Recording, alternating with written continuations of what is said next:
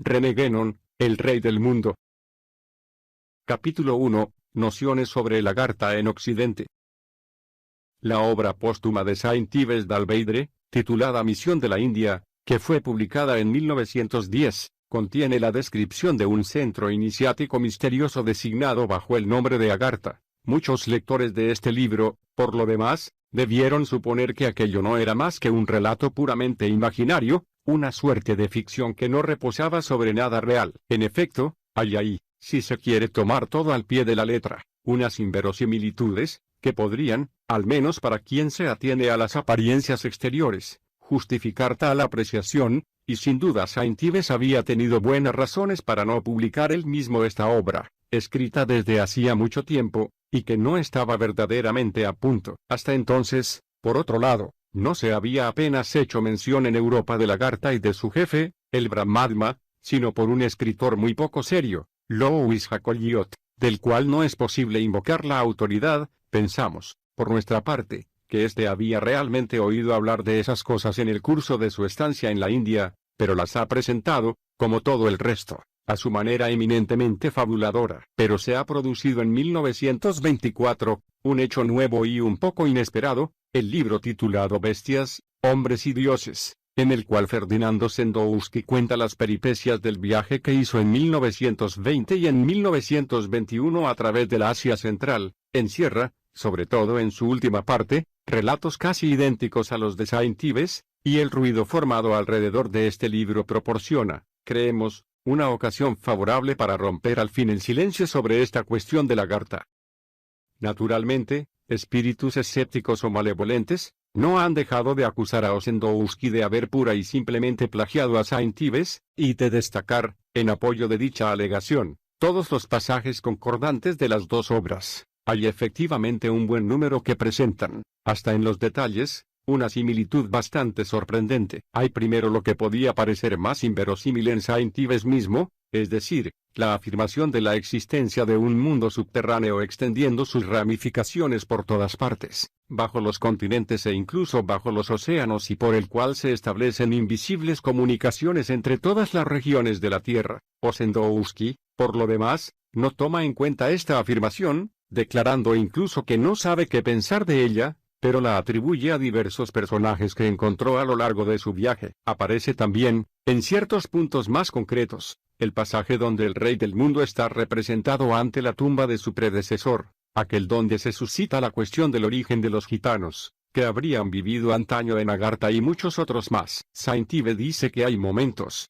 durante la celebración subterránea de los misterios cósmicos, en los cuales los viajeros que se encuentran en el desierto se detienen y donde los animales mismos permanecen silenciosos. Ossendowski asegura que él mismo ha asistido a uno de esos momentos de recogimiento general. Hay sobre todo, como extraña coincidencia, la historia de una isla, hoy desaparecida, en la que vivían hombres y animales extraordinarios. Allí, Saint-Yves cita el resumen del periplo de Jámbulo por Diodoro de Sicilia, mientras que Ossendowski habla de un antiguo budista del Nepal y, sin embargo, sus descripciones no son muy distintas. Si verdaderamente existen dos versiones precedentes de esta historia de fuentes tan alejadas una de otra, podría ser interesante recogerlas y compararlas con cuidado.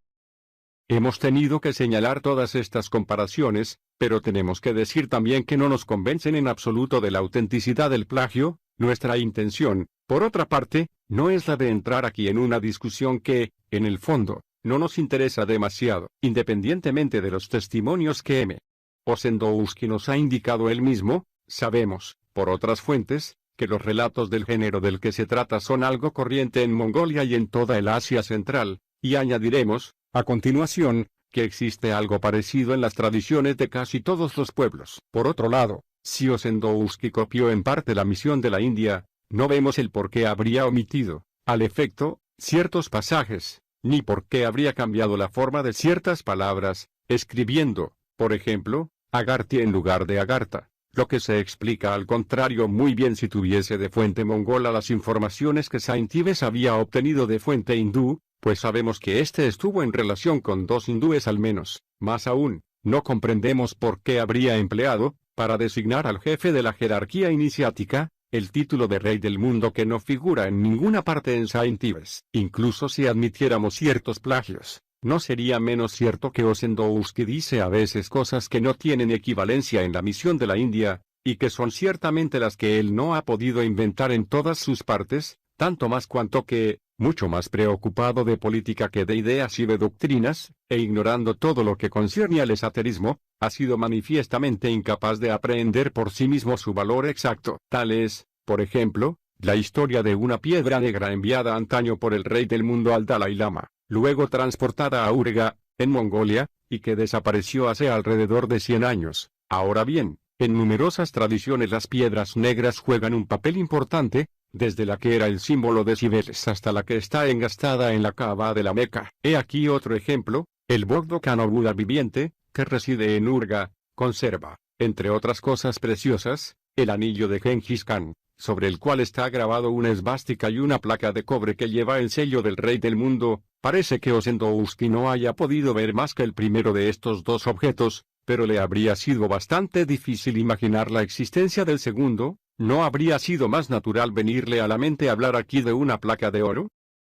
Estas breves observaciones preliminares son suficientes para lo que nos proponemos, pues pretendemos continuar absolutamente ajenos a toda polémica y a toda cuestión de personas. Si citamos a Osendousky e incluso a Saint Ives es, únicamente, porque lo que han dicho puede servir de punto de partida para consideraciones que no tienen nada que ver con lo que se podría pensar de ambos, y cuyo alcance sobrepasa singularmente sus individualidades tanto como la nuestra, que, en este dominio, tampoco debe contar. No queremos librarnos, a propósito de sus obras, a una crítica de textos más o menos vana, sino aportar indicaciones que todavía no se han dado en parte alguna, que sepamos nosotros al menos, y que son susceptibles de ayudar en cierta medida para elucidar lo que Osendousky llama el misterio de los misterios.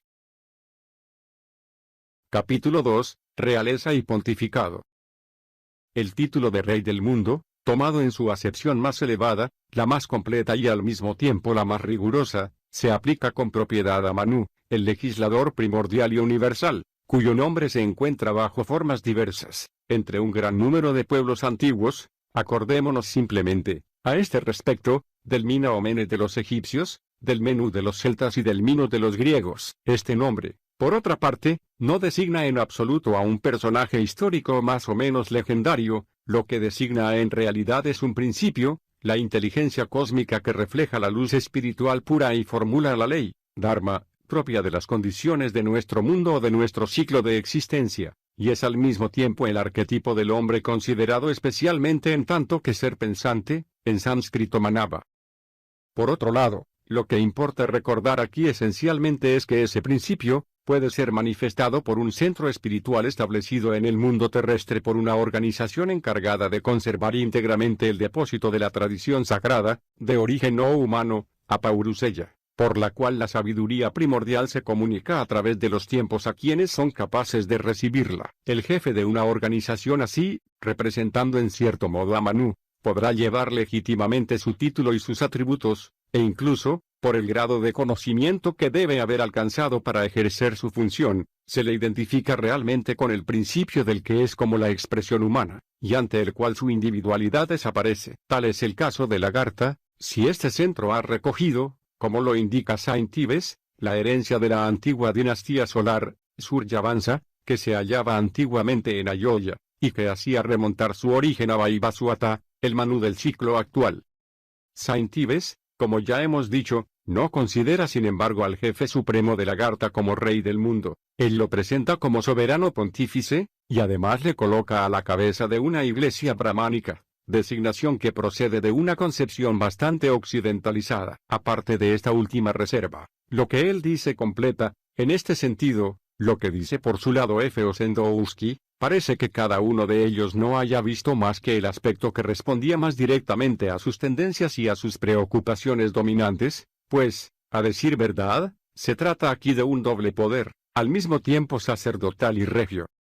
El carácter pontifical, en el sentido más verdadero de la palabra, pertenece realmente y por excelencia al jefe de la jerarquía iniciática, y esto requiere una explicación. Literalmente, el pontifex es un constructor de puentes, y este título romano es en cierto modo, por su origen, un título masónico, pero, simbólicamente, es aquel que cumple con la función de mediador, estableciendo la comunicación entre este mundo y los mundos superiores. A este respecto, el arco iris, el puente celeste, es un símbolo natural del pontificado, y todas las tradiciones le otorgan significados perfectamente concordantes. Así, entre los hebreos, es el signo de la alianza de Dios con su pueblo; en China lo es de la unión del cielo y de la tierra; en Grecia representa a Iris, la mensajera de los dioses, un poco por todas partes; entre los escandinavos como entre los persas y los árabes, en África Central e incluso en ciertos pueblos de América del Norte, es el puente que une al mundo sensible con el suprasensible. Por añadidura, la unión de los dos poderes,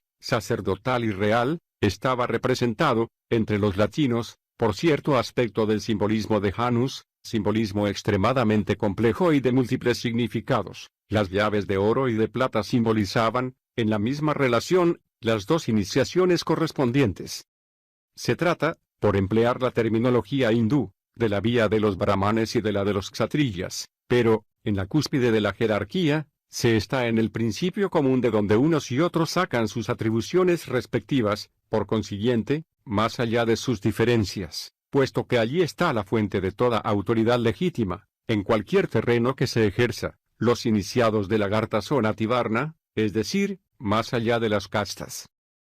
Había en la Edad Media una expresión en la cual los dos aspectos complementarios de la autoridad se encontraban reunidos de una manera que es muy digna de destacar. Se hablaba frecuentemente en esta época de una región misteriosa que se denominaba el reino del preste Juan. Era la época en la que lo que podría designarse como la cobertura externa del centro en cuestión se hallaba formado, en buena parte, por los nestorianos, o lo que se ha convenido en denominar así, con razón no sin ella, y los sabeos. Y precisamente estos últimos se daban a sí mismos el título de Mendaye de Iaia, es decir, discípulos de Juan. A propósito de esto, podemos hacer enseguida otra observación. Es al menos curioso que muchos grupos orientales de carácter muy cerrado, desde los ismaelitas o discípulos del viejo de la montaña a los drusos del Líbano, hayan tomado uniformemente, como las órdenes de caballería occidentales, el título de guardianes de la Tierra Santa. Lo que sigue hará sin duda comprender mejor lo que ello puede significar. Parece que Saint-Yves haya encontrado una palabra muy precisa,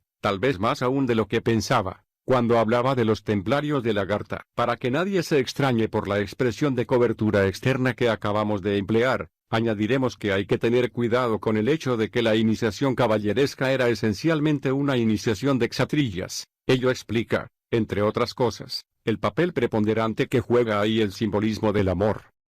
Sea lo que fuere de estas últimas consideraciones, la idea de un personaje que es sacerdote y rey a la vez no es una idea muy corriente en Occidente, aunque se encuentre en el origen mismo del cristianismo, representado de forma sorprendente por los Reyes Magos. Incluso en la Edad Media, el poder supremo, al menos, según las apariencias exteriores, estaba dividido entre el papado y el imperio. Tal separación puede considerarse como la señal de una organización incompleta por arriba, si así puede decirse, ya que no se ve que aparezca el principio común del que proceden y del que dependen regularmente los dos poderes. El verdadero poder supremo debía pues hallarse en otro lugar. En Oriente, el mantenimiento de tal separación en la cumbre misma de la jerarquía, es, al contrario, bastante excepcional, y apenas en ciertos conceptos búdicos es donde se encuentra algo de este género. Queremos hacer alusión a la incompatibilidad afirmada entre la función de Buda y la de Chakrabarti con acento circunflejo o monarca universal, cuando se dice que Sakyamuni tuvo en cierto momento que elegir entre una y otra.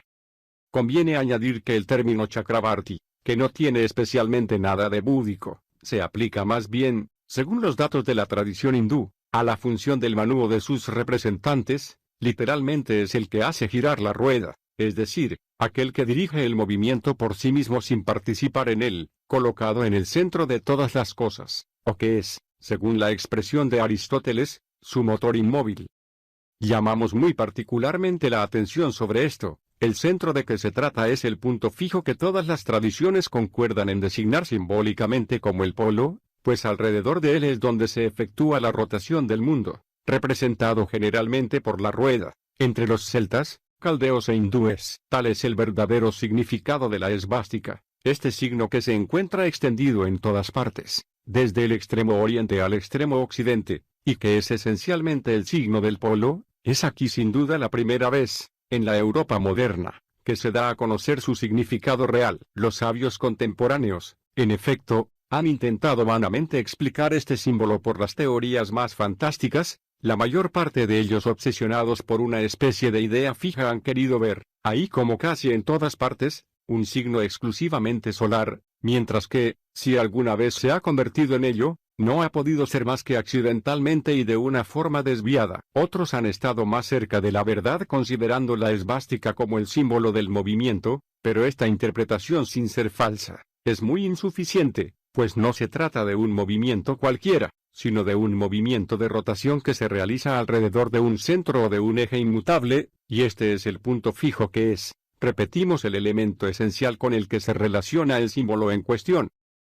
Por lo que acabamos de decir, se puede ya comprender que el Rey del mundo debe tener una función esencialmente ordenadora y reguladora, y se observará, no sin razón, que esta última expresión tiene la misma raíz que rex y regere, función que puede resumirse en una palabra como la de equilibrio, o la de armonía, lo que se traduce precisamente en sánscrito por el término dharma. Lo que entendemos por ello es el reflejo, en el mundo manifestado, de la inmutabilidad del principio supremo. Se puede comprender también, por las mismas consideraciones, porque el Rey del mundo tiene por atributos fundamentales la justicia y la paz, que no son más que las formas revestidas más especialmente por este equilibrio y esta armonía en el mundo del hombre. Manavaloka es una vez más un punto de la máxima importancia, y, además de su alcance general, lo señalamos para quienes se dejen llevar por ciertos temores quiméricos, de los que el libro mismo de Ossendowski contiene como un eco en sus últimas líneas.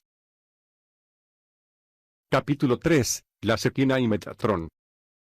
Ciertos espíritus timoratos, y cuya comprensión se halla extrañamente limitada por ideas preconcebidas, se han asustado por la designación misma de Rey del mundo, que han relacionado enseguida con la del Princeps Hujus Mundi, del cual se trata en el Evangelio. Cae por su propio peso que tal asimilación es completamente errónea y desprovista de fundamento. Podríamos, para rechazarla, limitarnos a destacar simplemente que este título de Rey del mundo se aplica corrientemente a Dios mismo en hebreo y en árabe. Sin embargo, como puede dar pie a algunas observaciones interesantes, examinaremos con este propósito las teorías de la cábala hebraica concernientes a los intermediarios celestes, las cuales, por otra parte, tienen una relación muy directa con el objeto principal del presente estudio.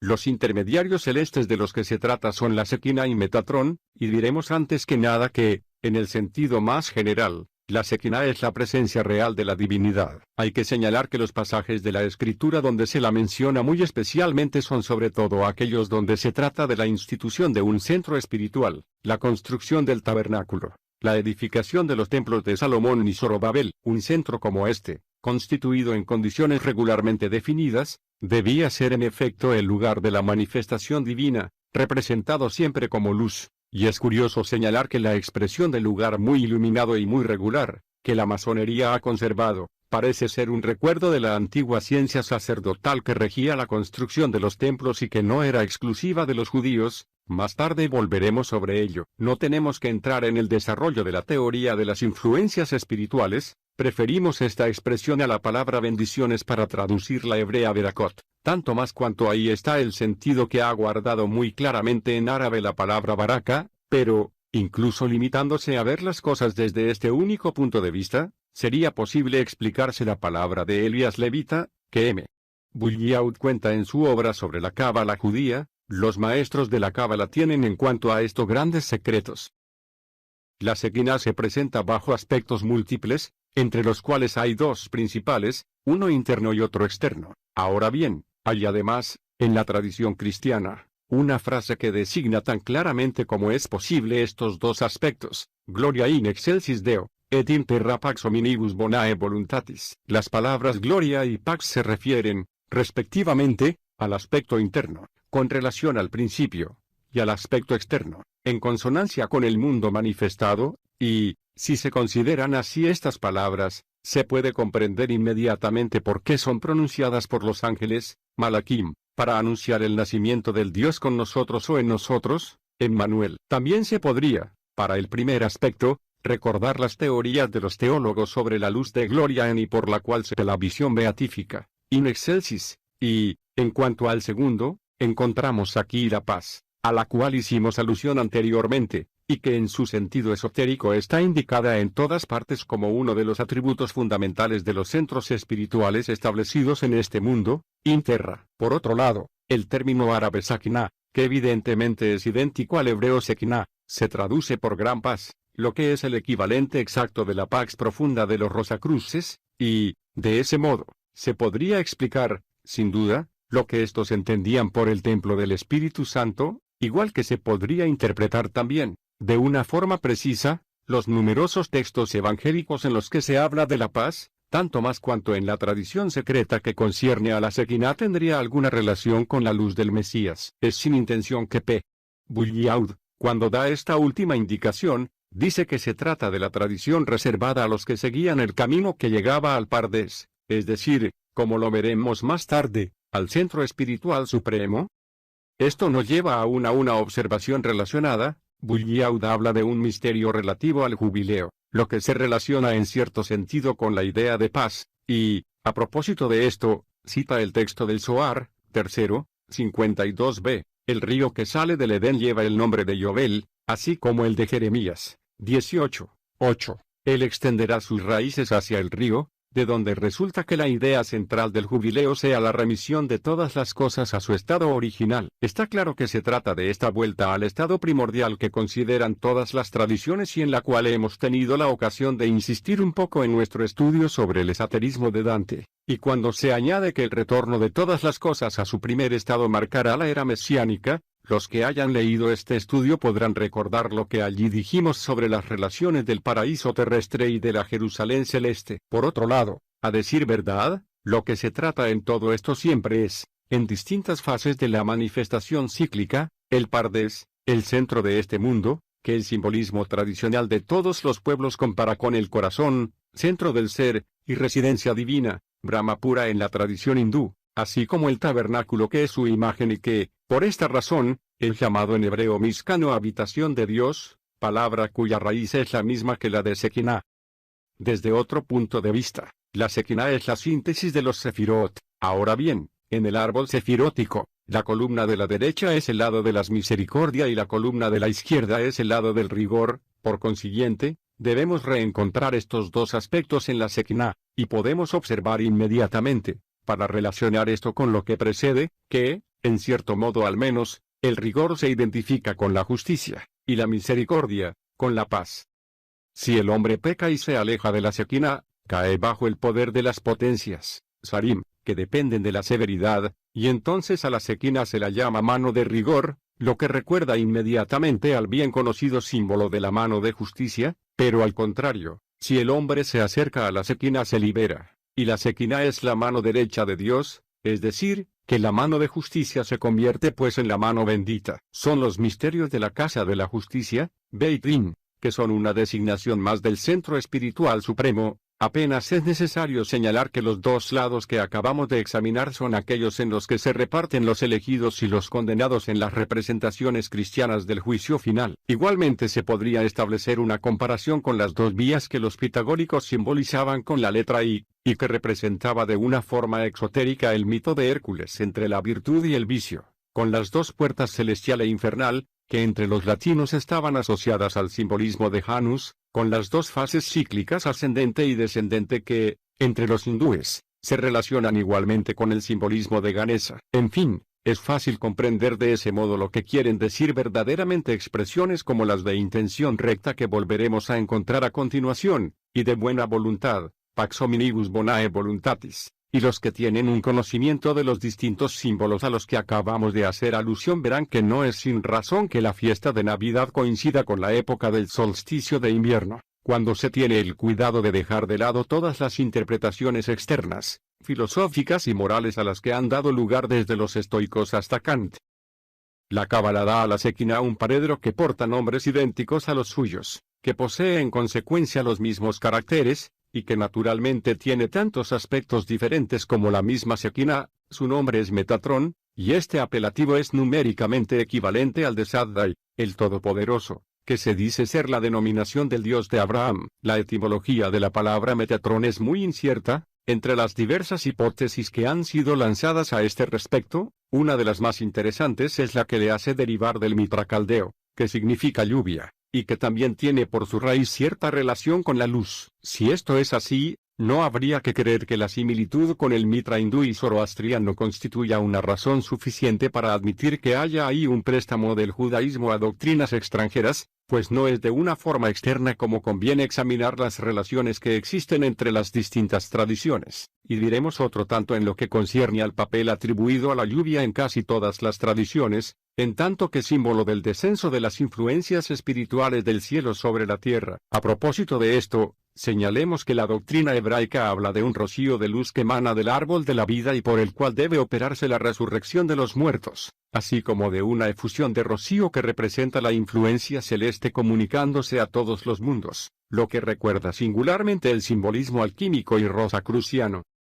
El término Metatrón comporta todas las acepciones de guardián, de señor, de enviado, de mediador. Es el autor de las teofanías en el mundo sensible, es el ángel de la faz y también el príncipe del mundo, Sara Olam, y por esta última designación puede verse que no nos hemos alejado mucho de nuestro tema. Para emplear el simbolismo tradicional que previamente hemos explicado, diremos de buena gana que, así como el jefe de la jerarquía iniciática es el polo terrestre, Metatrón es el polo celeste, y este tiene un reflejo en aquel, con el cual está en relación directa según el eje del mundo. Su nombre es Micael, el gran sacerdote que es holocausto y oblación ante Dios, y todo lo que los israelitas hacen en la tierra se realiza según los prototipos de lo que acontece en el mundo celestial. El gran pontífice aquí abajo lo simboliza Micael, príncipe de la clemencia. En todos los pasajes donde la escritura habla de la aparición de Micael, se está tratando de la gloria de la Shekinah. Lo que aquí se ha dicho de los israelitas se puede decir igualmente de todos los pueblos poseedores de una tradición verdaderamente ortodoxa.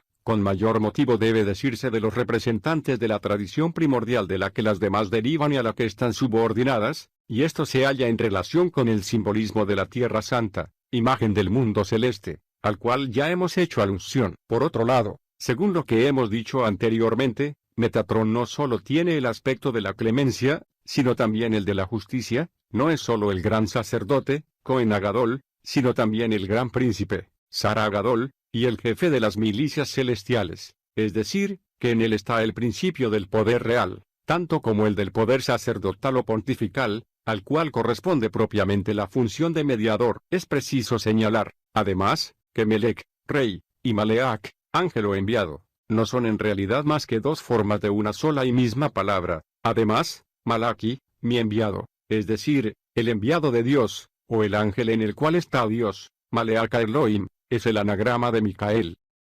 Es conveniente añadir que, si Micael se identifica con Metatrón como acabamos de ver, no representa, sin embargo, más que un aspecto. Al lado de la cara luminosa hay una oscura, y esta está representada por Samael, que es llamado igualmente Sara Olam. Volvemos aquí al punto de partida de estas consideraciones. En efecto, es este último aspecto, y aquel solamente, lo que es el genio de este mundo en un sentido inferior, el Princeps Hujus Mundi del que habla el Evangelio, y sus relaciones con Metatrón, del cual es como la sombra, justifican el uso de una misma designación en un doble sentido, al mismo tiempo que hacen a entender por qué razón el número apocalíptico 666, el número de la bestia, es también un número solar. Por otra parte, según San Hipólito, el Mesías y el Anticristo tienen ambos por emblema el león, que es una vez más un símbolo solar, y podría hacerse la misma observación de la serpiente y de muchos otros símbolos. Desde el punto de vista cabalístico se trata aquí de las dos caras opuestas de Metatrón, del que tratamos aquí.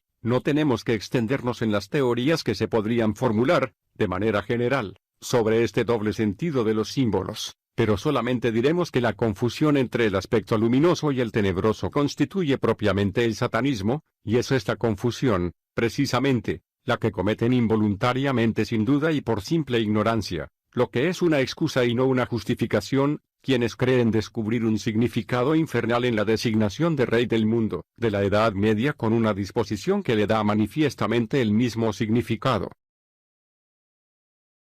Capítulo 4. Las tres funciones supremas.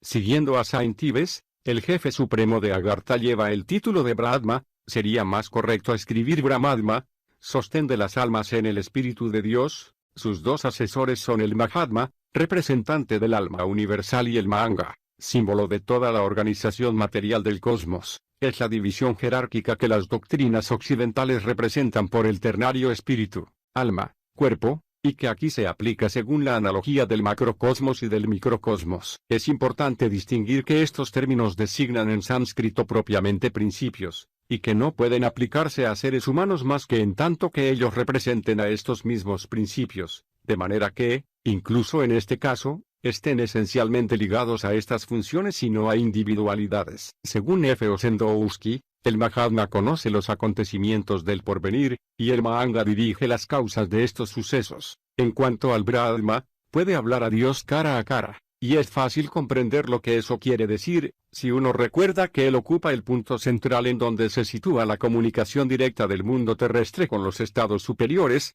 y a través de estos, con el principio supremo. Por añadidura, la expresión de Rey del mundo, si se quiere entender en sentido restringido, y únicamente en relación con el mundo terrestre, sería bastante inadecuada. Más exacto sería, en cierto sentido, aplicar al Brahma el de dueño de los tres mundos, pues, en toda jerarquía verdadera, quien posee el grado superior tiene al mismo tiempo y del mismo modo todos los grados inferiores, y estos tres mundos, que constituyen el Tribhuvana de la tradición hindú, son, como explicaremos más adelante, los dominios que corresponden, respectivamente, a las tres funciones que enumeraremos luego. Cuando él sale del templo, dice Ossendowski, el Rey del mundo irradia luz divina. La Biblia hebrea dice exactamente lo mismo de Moisés cuando descendía del Sinaí, y hay que señalar, a propósito de esta comparación, que la tradición islámica ve a Moisés como habiendo sido el polo, el qutb, de su época. No sería,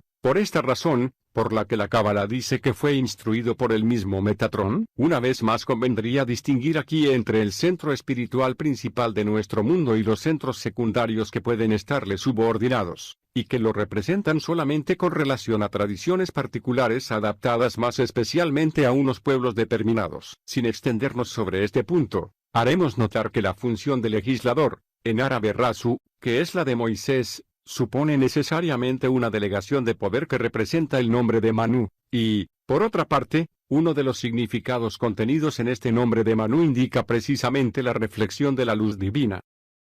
El Rey del mundo, dice un Lama F. Ossendowski, está en relación con los pensamientos de todos los que dirigen el destino de la humanidad. Él conoce sus intenciones y sus ideas. Si ellas agradan a Dios, el Rey del mundo les favorecerá con su ayuda invisible. Si desagradan a Dios, el Rey provocará su fracaso. Este poder se ha dado a Agartha por la ciencia misteriosa de Om, palabra por la que comenzamos todas nuestras oraciones. Inmediatamente después viene esta frase que, para todos los que tienen una vaga idea del significado del monosílabo sagrado Om, debe ser causa de estupefacción. Om es el nombre de un antiguo santo, el primero de los Goros. Ossendowski escribe Goro por Gurú, que vivió hace 300.000 años. Esta frase, en efecto, es absolutamente ininteligible si no se piensa en lo que sigue. La época de la que se trata, y que nos aparece indicada de una forma muy vaga, es muy anterior a la era del actual Manú. Por otro lado, el Adi Manú o primer Manú de nuestro Kalpa,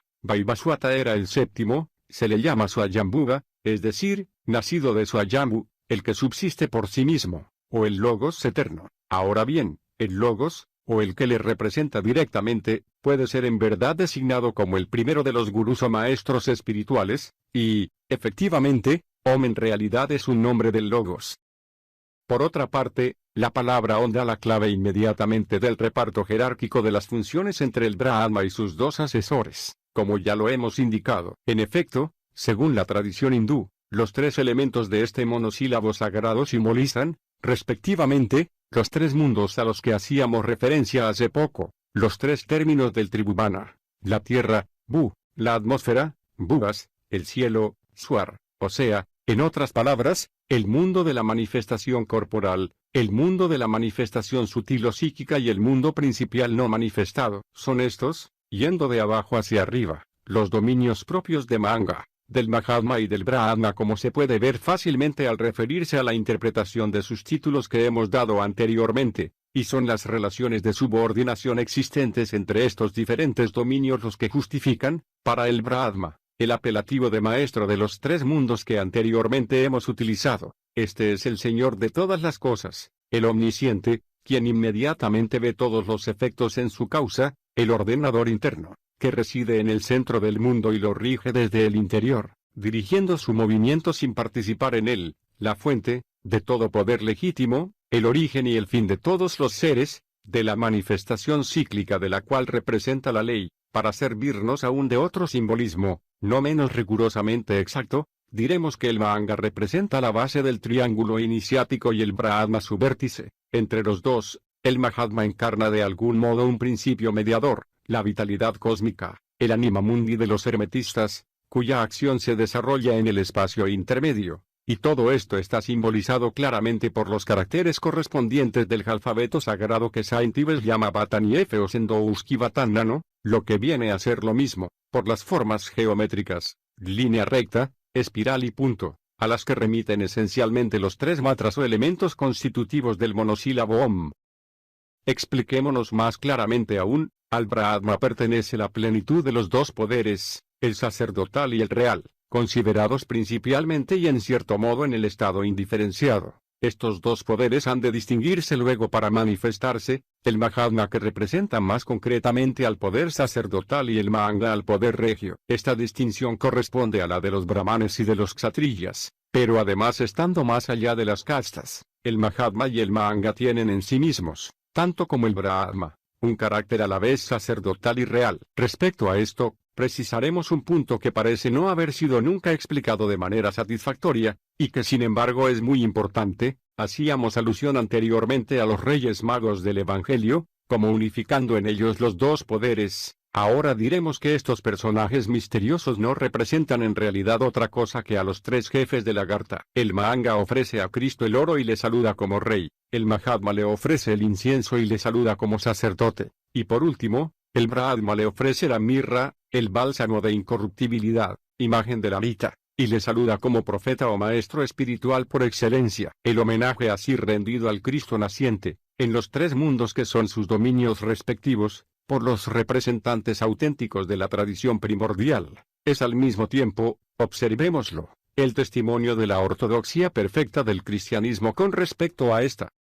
Naturalmente, Ossendowski no podía de ningún modo considerar observaciones de este estilo, pero si hubiera comprendido ciertas cosas más profundamente de lo que lo hizo, habría podido al menos darse cuenta de la rigurosa analogía que existe entre el ternario supremo de Lagarta y el del lamaísmo tal como él lo indica, el Dalai Lama, que realiza la santidad, o la pura espiritualidad, de Buda, el Tazi Lama que realiza su ciencia, no mágica como parece creerlo, sino más bien teúrgica, y el Bogdokan que representa su fuerza material y guerrera. Es exactamente el mismo reparto según los tres mundos. Habría podido hacer esta observación tanto más fácilmente cuanto que se le había indicado que la capital de Agartha recuerda a Lhasa, donde el palacio del Dalai Lama, el Potala, se halla en la cima de una montaña recubierta de templos y de monasterios. Esta forma de explicar las cosas es además equivocada al invertir los informes, pues, en realidad, es por la imagen por lo que se puede decir que se recuerda su prototipo y no al contrario. Ahora bien, el centro del lamaísmo no puede ser más que una imagen del verdadero centro del mundo, pero todos los centros de este género presentan, en cuanto a los lugares en los cuales están establecidos, ciertas particularidades topográficas comunes, pues estas particularidades, lejos de ser indiferentes, tienen un valor simbólico incuestionable y, además, deben estar en relación con las leyes según las cuales actúan las influencias espirituales. Es esta una cuestión que pone de relieve la ciencia tradicional a la cual se le puede dar el nombre de geografía sagrada. Todavía hay otra concordancia no menos importante. Saint Ives, al describir los diversos grados o círculos de la jerarquía iniciática, que están en relación con ciertos nombres simbólicos, y que se refieren especialmente a las divisiones del tiempo, termina diciendo que el círculo más elevado y el más cercano del centro misterioso se compone de 12 miembros, que representan la iniciación suprema y corresponden, entre otras cosas, a la zona zodiacal. Ahora bien, esta constitución se halla reproducida en lo que se llama el Consejo Circular del Dalai Lama, formado por 12 grandes namsans, o nomekans, y se la encuentra también, además, Hasta en ciertas tradiciones occidentales, especialmente las que conciernen a los caballeros de la mesa redonda. Añadiremos todavía que los 12 miembros del círculo interior de Lagarta, desde el punto de vista del orden cósmico, no representan simplemente los 12 signos del zodíaco, sino también, incluso estaríamos tentados de decir antes, aunque las dos interpretaciones no se excluyan, los 12 adityas, que son otras tantas formas del Sol, en relación con estos mismos signos zodiacales, y naturalmente, tal como a Manu se le llama hijo del Sol, el rey del mundo también tiene el Sol entre sus emblemas. La primera conclusión que se desprende de todo ello es que hay verdaderamente lazos muy estrechos entre las descripciones que, en todos los países, se refieren a centros espirituales más o menos escondidos o al menos difícilmente accesibles. La única explicación plausible que pudiera dársele es que si estas descripciones se refieren a centros diferentes, como parece ser en ciertos casos, no son estos por así decir más que emanaciones de un centro único y supremo, del mismo modo que todas las tradiciones particulares no son en suma más que adaptaciones de la gran tradición primitiva. Capítulo 5. El simbolismo del Grial. Hicimos alusión anteriormente a los caballeros de la mesa, o tabla redonda. No estará fuera de lugar indicar aquí lo que significa la búsqueda del Grial, que, en las leyendas de origen celta, se presenta como su función principal. En todas las tradiciones, se hace alusión a algo que, a partir de cierta época, se habría perdido u ocultado, como por ejemplo es el soma de los hindúes o la homa de los persas, la bebida de inmortalidad que, precisamente, tiene una relación muy directa con el Grial, ya que este es, se dice, la copa sagrada que contuvo la sangre de Cristo, la cual es también bebida de inmortalidad. En otros lugares el simbolismo es diferente, así, entre los judíos, lo que se ha perdido es la pronunciación del gran nombre divino, pero la idea fundamental es siempre la misma, y más adelante veremos a qué corresponde exactamente. El Santo Grial es, se dice, la copa que se utilizó en la cena, y en la que José de Arimatea recogiera posteriormente la sangre y el agua que salían de la herida abierta en el costado de Cristo por la lanza del centurión Longinos. Esta copa habría sido, según la leyenda, transportada a Gran Bretaña por José de Arimatea en persona y por Nicodemo. Es preciso ver en ello la indicación de un lazo establecido entre la tradición celta y el cristianismo. La copa, en efecto, juega un papel muy importante en las tradiciones antiguas, y sin duda lo era igualmente entre los celtas. Incluso hay que señalar que se la asocia frecuentemente con la lanza, siendo estos dos símbolos de alguna forma complementarios el uno del otro, pero esto nos alejaría de nuestro tema. Tal vez lo que muestre muy claramente el significado esencial del Grial es aquello que se dice de su origen. Esta copa había sido tallada por los ángeles a partir de una esmeralda caída de la frente de Lucifer en el momento de su caída. Esta esmeralda recuerda de una forma muy llamativa a la urna, la perla frontal que, en el simbolismo hindú, de donde ha pasado al budismo, ocupa a menudo el sitio del tercer ojo de Shiva, representando lo que se podría llamar el sentido de eternidad, tal como lo hemos explicado en otro lugar. Por lo demás se dice más tarde que el Grial fue confiado a Adán en el paraíso terrestre, pero que en el momento de su caída, Adán lo perdió a su vez, pues no pudo llevarlo con él cuando fue expulsado del Edén, y con el significado que acaba de dar ello resulta muy claro. En efecto, el hombre separado de su centro original se encontraba desde entonces encerrado en la esfera temporal, ya no podía encontrar el punto único donde todas las cosas se contemplan bajo el aspecto de la eternidad. En otros términos, la posesión del sentido de la eternidad está ligada a lo que todas las tradiciones denominan, como lo hemos recordado anteriormente, como el estado primordial cuya restauración constituye el primer estadio de la verdadera iniciación, siendo condición previa a la conquista real de los estados suprahumanos. El paraíso terrestre representa, además, propiamente el centro del mundo. Y lo que a continuación vamos a decir sobre el sentido original de la palabra paraíso podrá hacerlo comprender mejor aún. Lo que sigue puede parecer más enigmático. Set logró entrar en el paraíso terrestre y así pudo recuperar el precioso vaso. Ahora bien, el nombre de Set expresa las ideas de fundamento y de estabilidad y en consecuencia indica de alguna manera la restauración del orden primordial destruido por la caída del hombre. Se debe comprender, por consiguiente, que Set y los que tras él poseyeron el Grial pudieron establecer de ese modo un centro espiritual destinado a reemplazar al paraíso perdido, que venía a ser como una imagen de este, y en ese caso esta posesión del Grial representa la conservación íntegra de la tradición primordial en dicho centro espiritual. La leyenda, además, no dice dónde ni por quién el Grial fue conservado hasta la época de Cristo, pero el origen celta que se le conoce da a entender sin duda que los druidas tuvieron una parte en ello y deben contarse entre los mantenedores formales de la tradición primordial.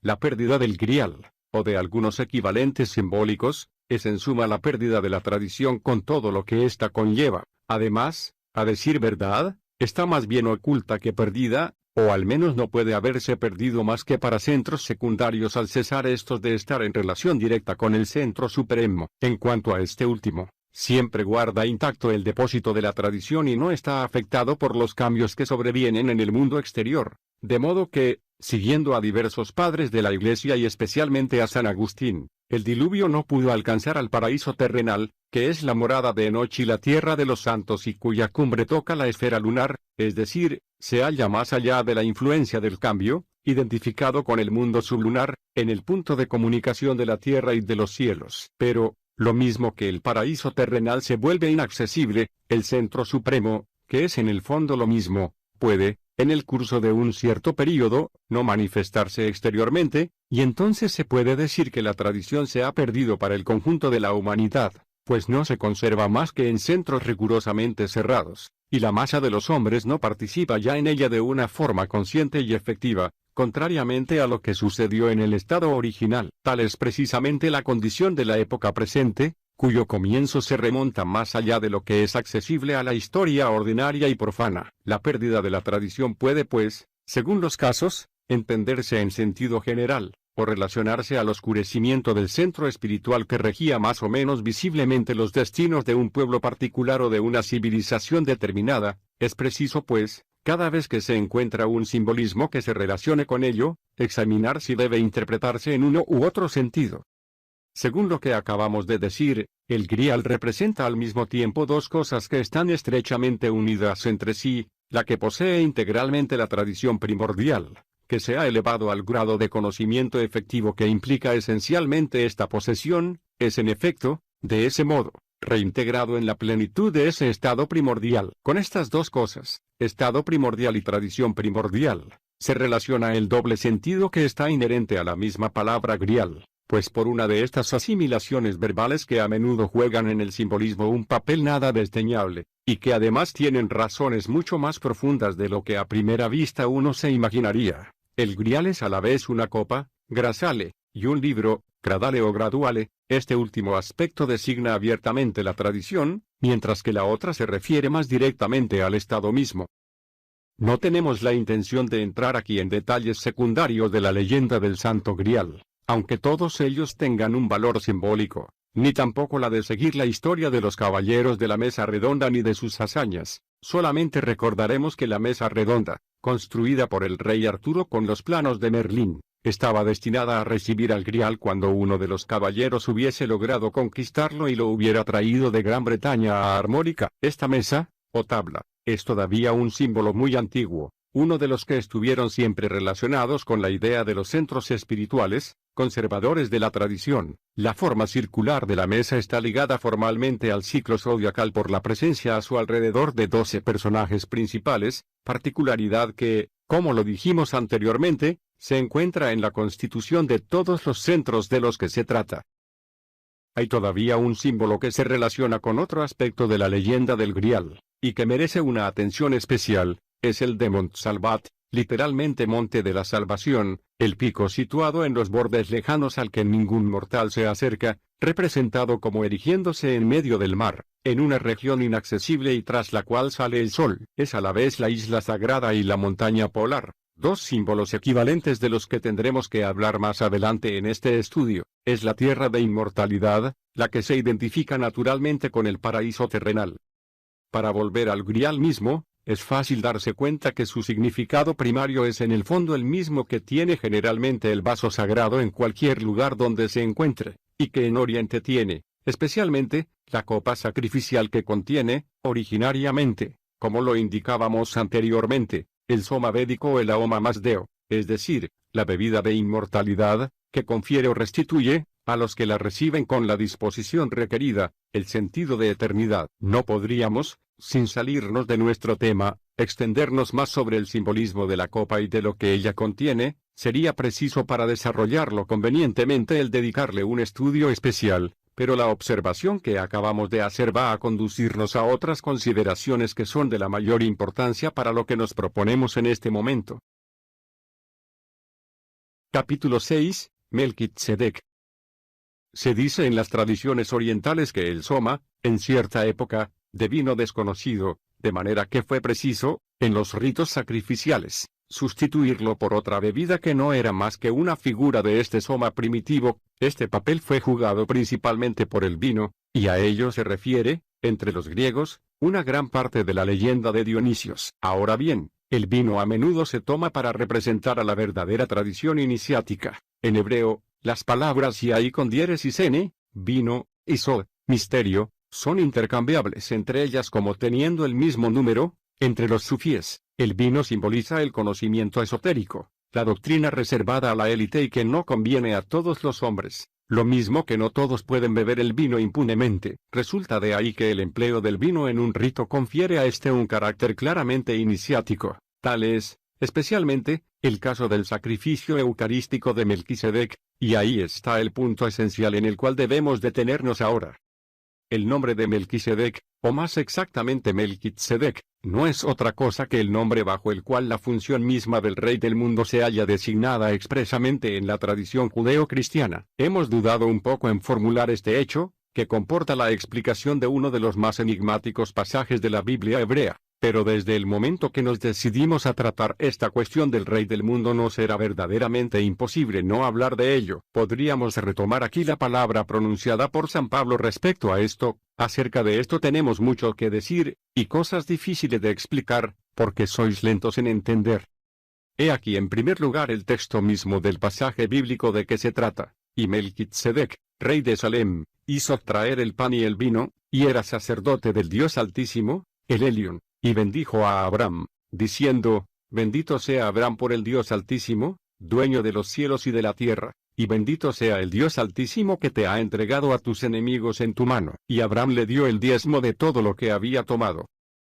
Melquisedec, es pues rey y sacerdote a la vez. Su nombre significa rey de justicia y es al mismo tiempo rey de Salem, es decir, de la paz. Reencontramos pues aquí, ante todo, la justicia y la paz, es decir, precisamente los dos atributos fundamentales del Rey del mundo. Hay que observar que la palabra Salem, contrariamente a la opinión general, no ha designado nunca en realidad una ciudad, pero que si se la toma por el nombre simbólico de la residencia de Melquisedec, puede verse como un equivalente del término Agartha. En todo caso es un error ver en ello el nombre primitivo de Jerusalén, pues este nombre era Jebus, o sea, al contrario, si el nombre de Jerusalén se dio a esta ciudad cuando se estableció allí un templo espiritual por los hebreos, es para indicar que era desde entonces como una imagen visible de la verdadera Salem, y hay que notar que el templo fue edificado por Salomón cuyo nombre, Shomó, también deriva de Salem, que significa el Pacífico.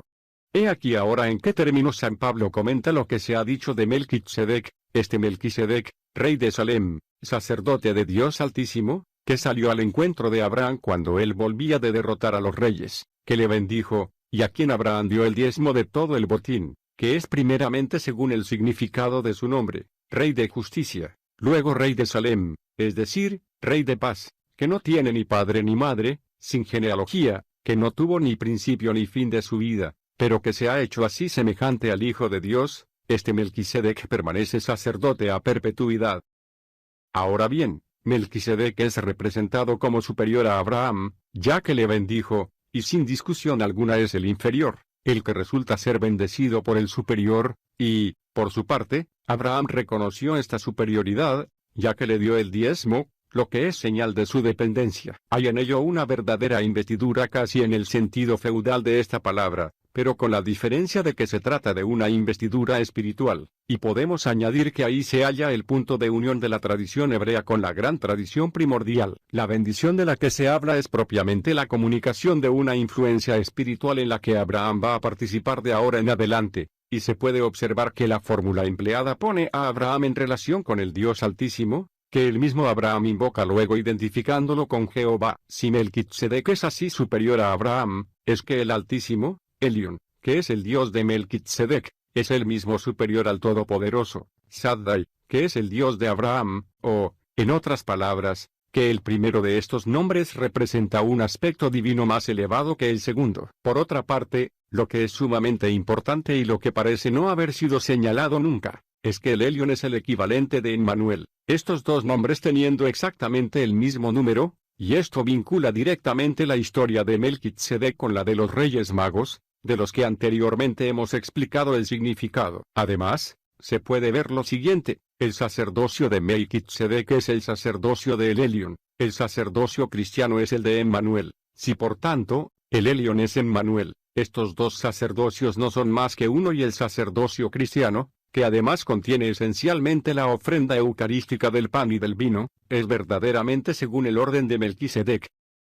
La tradición judeo-cristiana distingue dos sacerdocios, uno según el orden de Aarón y el otro según el orden de Melquisedec, y este es superior a aquel como Melquisedec mismo es superior a Abraham, del cual ha nacido la tribu de Leví, en consecuencia, la familia de Aarón. Esta superioridad es afirmada por San Pablo, cuando dice, Leví mismo, que recibió el diezmo, por el pueblo de Israel, lo ha pagado. Por decirlo así en Abraham, no tenemos que extendernos más aquí sobre el significado de estos dos sacerdocios, pero citaremos una vez más estas palabras de San Pablo: aquí, en el sacerdocio levítico, son los hombres mortales los que perciben los diezmos, pero allí es un hombre del que se atestigua de que está vivo este hombre viviente, que es Melquisedec, es el Manú que mora perpetuamente, en hebreo Leolam, es decir, para toda la duración de su ciclo, Manvantara, o del mundo que él rige especialmente. Por ello es sin genealogía, pues su origen es no humano puesto que es el mismo del prototipo del hombre,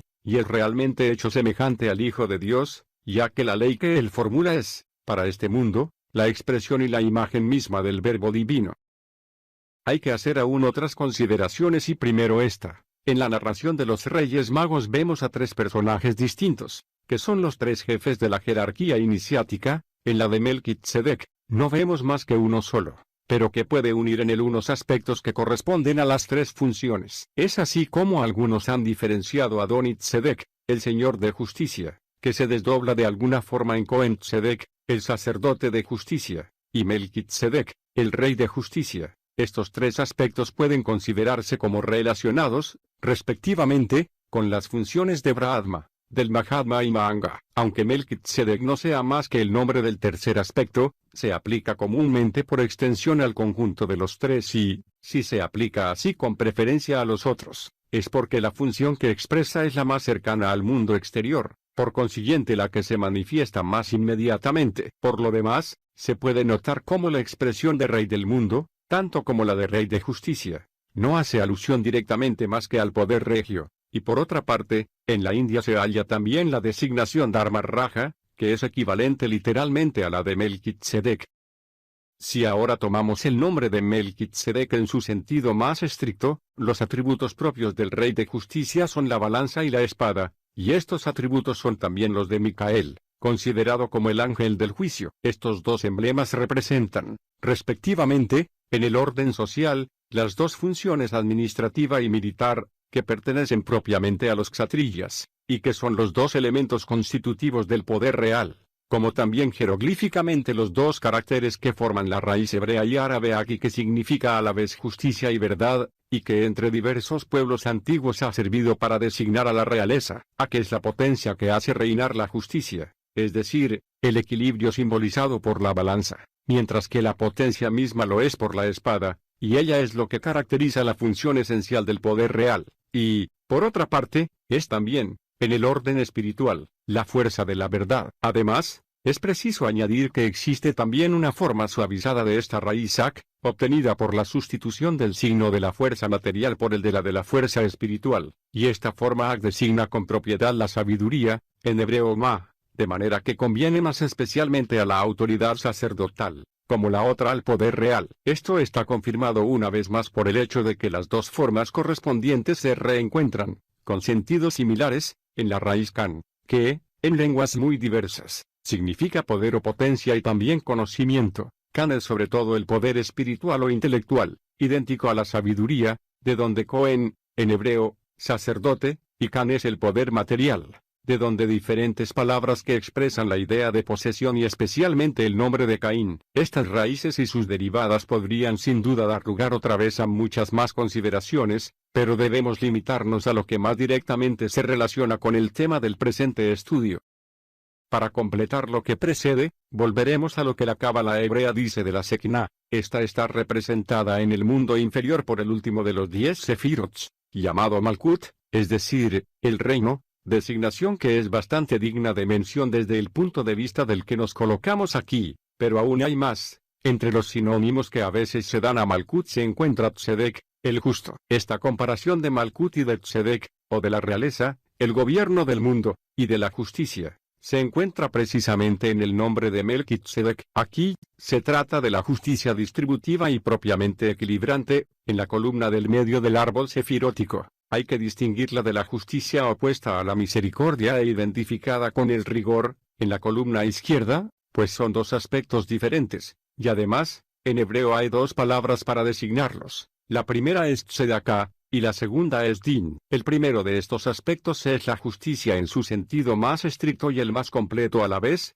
que esencialmente implica la idea de equilibrio o armonía, y ligada indisolublemente a la paz. Malkut es el recipiente donde se reúnen las aguas que vienen del río de arriba, es decir, todas las emanaciones, gracias o influencias espirituales, que derraman abundancia. Las aguas que descienden de este río de arriba recuerdan extrañamente el papel atribuido al río celestial Ganga en la tradición hindú. Y podríamos también subrayar que Sakti, del que Ganga es un aspecto, no deja de ofrecer ciertas analogías con la Shekinah, aunque no fuera más que en razón de la función providencial que les es común. El recipiente de las aguas celestes es idéntico al centro espiritual de nuestro mundo. De ahí parten los 4 ríos del Pardes, que se dirigen hacia los 4 puntos cardinales. Para los judíos este centro espiritual se identifica con el monte de Sión, al cual dan el nombre de corazón del mundo, por otro lado común a todas las tierras santas, y que, para ellos, se convierte así en cierto modo en el equivalente del Meru de los hindúes o del Alborg de los persas. El tabernáculo de la santidad de Jehová, la residencia de la Shekinah, es el santo de los santos que es el corazón del templo, que es él mismo el centro de Sión, Jerusalén. Como la Santa Sión es el centro de la tierra de Israel, tal como la tierra de Israel es el centro del mundo, aún se pueden llevar las cosas más lejos no solo en todo lo que se ha enumerado aquí, tomándolo en el orden inverso, sino también tras el tabernáculo en el templo, el arca de la alianza en el tabernáculo y, en el arca de la alianza misma, el lugar de la manifestación de la Shekinah, entre los 2 querubim, representan como otras tantas aproximaciones sucesivas del polo espiritual. Es también de esta forma como Dante presenta precisamente a Jerusalén como el polo espiritual, tal como hemos tenido la ocasión de explicarlo en otro lugar, pero esto, cuando se sale del punto de vista propiamente judaico, se torna ante todo simbólico y ya no es una localización en el sentido estricto de esta palabra. Todos los centros espirituales secundarios, constituidos como adaptaciones de la tradición primordial a condiciones determinadas, son, como ya lo hemos indicado, imágenes del centro supremo. Sión puede no ser en realidad más que uno de esos centros secundarios, y sin embargo identificarse simbólicamente con el centro supremo en virtud de esta similitud. Jerusalén es efectivamente, como su nombre indica, una imagen de la verdadera Salem, lo que hemos dicho y lo que diremos todavía de la Tierra Santa, que no es solo la tierra de Israel, permitirá comprenderlo sin dificultad. A propósito de esto, otra expresión muy importante como sinónimo de Tierra Santa, es la de tierra de los vivos, designa manifiestamente a la morada de inmortalidad, de manera que en su sentido propio y riguroso se aplica al paraíso terrenal o a sus equivalentes simbólicos, pero esta denominación también ha sido aplicada a las tierras santas secundarias y especialmente a la tierra de Israel. Se dice que la tierra de los vivos comprende 7 tierras, y P. Builiaud señala respecto a esto que esta tierra es Canaán en la que había 7 pueblos. Sin duda, es exacto en un sentido literal, pero, simbólicamente estas 7 tierras podrían muy bien, tal como las que se tratan por otro lado en la tradición islámica, corresponder a los 7 dvipas que, según la tradición hindú, tienen a Meru por centro común, y sobre los cuales volveremos más adelante, del mismo modo que cuando los antiguos mundos, o las creaciones anteriores a la nuestra, son simbolizados por los 7 reyes de Edom. El número septenario se encuentra aquí en relación con los 7 días del Génesis. Hay en ello una semejanza mucho más chocante para no ser más que accidental, con las eras de los 7 manúes contadas desde el comienzo del Kalpa hasta la época actual. Capítulo 7. Luz o la morada de inmortalidad.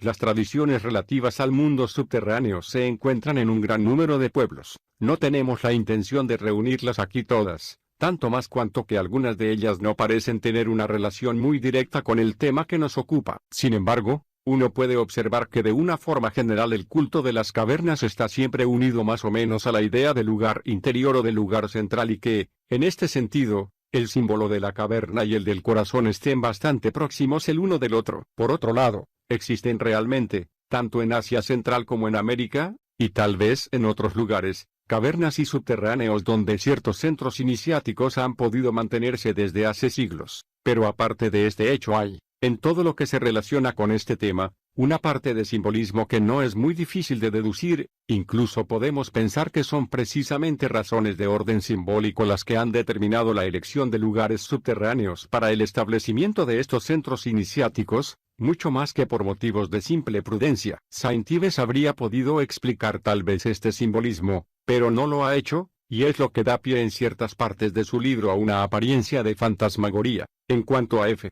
Ossendowski, sin duda era incapaz de ir más allá de la letra y ver en lo que se decía algo más que el sentido inmediato. Entre las tradiciones a las cuales hacíamos alusión anteriormente, hay una que presenta un interés particular. Se encuentra en el judaísmo y se refiere a una ciudad misteriosa llamada Luz. Originalmente este nombre era el lugar donde Jacob tuvo el sueño y por eso lo llamó Betei, o sea, casa de Dios. Más adelante volveremos sobre este tema. Se dice que el ángel de la muerte no puede penetrar en esta ciudad y por eso no tiene allí ningún poder y, por una comparación bastante singular, pero muy significativa, la sitúan algunos cerca de Alborg, que es para los persas igualmente la morada de la inmortalidad. Cerca de Luz hay, se dice, un almendro, también llamado luz en hebreo, en la base del cual existe un hueco por el que se penetra a un subterráneo, el cual conduce a la misma ciudad, que está completamente escondida. La palabra luz, en sus diversas acepciones, parece derivada, por otra parte, de una raíz que designa todo lo que está escondido, cubierto, envuelto, silencioso, secreto. Y hay que señalar que las palabras que designan al cielo primitivamente tienen el mismo significado. Normalmente se compara con koelun del griego koilon, hueco, lo que puede también tener una relación con la caverna, tanto más cuanto que Barron indica tal comparación en estos términos. Acabo kaelum, pero hay que señalar también que la forma más antigua y la más correcta parece ser kaelum, que recuerda muy de cerca a la palabra kaelere, ocultar. Por otra parte, en sánscrito, varuna viene de la raíz var, cubrir, lo que da igualmente el sentido de la raíz kal a la que se refiere en el latín celare, otra forma de kaelere, y su sinónimo griego kaluptein, y la raíz griega o uranos no es más que otra forma del mismo nombre, por lo cual var se transforma fácilmente en ur. Estas palabras pueden significar, por consiguiente, lo que cubre, lo que oculta, pero también lo que está oculto, y este último sentido es doble, es lo que está oculto a los sentidos, el mundo suprasensible, y también es, en los períodos de ocultamiento u oscurecimiento, la tradición que deja de manifestarse exterior y abiertamente, el mundo celeste deviniendo entonces el mundo subterráneo. Hay aún, bajo otro aspecto, que establecer una comparación con el cielo. A luz se le llama la ciudad azul, y este color es el del zafiro, es el color celeste. En la India, se dice que el color azul de la atmósfera se produce por la reflexión de la luz sobre una de las caras de Meru, la cara meridional, que mira hacia el Jambu de WI con acento circunflejo pa, y que está hecha de zafiro. Es fácil comprender que esto se refiere al mismo simbolismo. El Jambu de WI con acento circunflejo pa no es solo la India como se cree corrientemente, sino que representa en realidad a todo el conjunto del mundo terrestre en su estado actual, y este mundo puede verse como situado completamente al sur de Meru, ya que éste se identifica con el polo septentrional. Los 7 dvipas, literalmente islas o continentes, emergen sucesivamente en el curso de ciertos períodos cíclicos, de manera que cada uno de ellos es visto en el mundo terrestre en su período correspondiente. forman un loto cuyo centro es Meru, con respecto al cual están orientados siguiendo las 7 regiones del espacio. Hay, por consiguiente, una cara del Meru que está vuelta hacia cada uno de los 7 de WI con acento circunflejo paz. Si cada una de estas caras tiene uno de los colores del arco iris, la síntesis de estos 7 colores es el blanco, que se atribuye en todas partes a la autoridad espiritual suprema, y que es el color del Meru considerado en sí mismo. Veremos que está designado efectivamente como la montaña blanca, mientras que los demás representan solamente sus aspectos con relación a los diferentes DWI con acento circunflejo paz. Parece que, durante el período de manifestación de cada DWI con acento circunflejo pa, hay una posición diferente del Meru, pero en realidad, es inmutable, puesto que es el centro, y es la orientación del mundo terreno con relación a él lo que cambia de un período a otro. Volvamos a la palabra hebrea luz, cuyos diversos significados son dignos de atención. Esta palabra tiene corrientemente el sentido de almendra, y también de almendro, designando por extensión tanto al árbol como a su fruto, o de hueso. Ahora bien, el hueso es lo que está en el interior y además escondido, y está completamente cerrado. De ahí la idea de inviolabilidad, que se encuentra en el nombre de Agartha. La misma palabra luz es también el nombre dado a una partícula corporal indestructible, representada simbólicamente como un hueso muy duro, y a la cual el alma permanece unida tras la muerte y hasta la resurrección. Tal como el hueso contiene la semilla y la médula, esta luz abarca los elementos virtuales necesarios para la restauración del ser, y esta restauración se operará bajo la influencia de ese rocío celestial, reedificando los huesos desecados. Es a lo que hace alusión, de la forma más clara, estas palabras de San Pablo: sembrado en corrupción, resucitará en gloria. Aquí, como siempre,